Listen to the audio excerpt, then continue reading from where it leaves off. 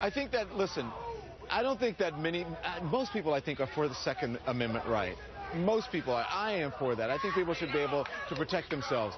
But if you're going to be honest about it, I don't think our founding fathers had these automatic weapons and military-style weapons in mind when the Second Amendment was drafted, when the Constitution was drafted. So are you implying for the police, or are you implying for the private citizen? Because the majority of private citizens are not allowed to own fully automatic weapons. It's obvious for anyone.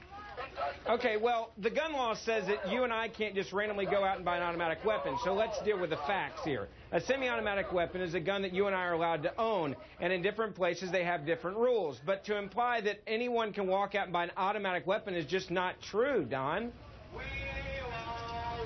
What do you mean anyone can't? Well, listen, during the theater shooting in Colorado, I was able to go and buy an automatic weapon, and I, maybe have shot a gun 3-4 times in my life. I don't even live in Colorado.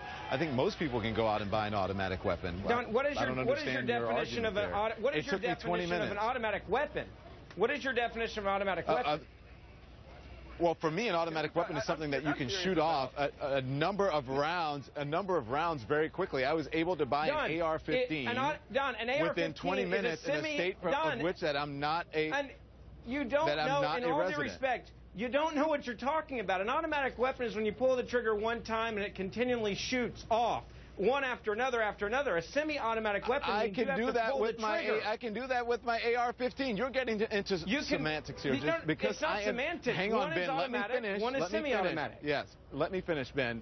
But listen, I think you are getting into semantics.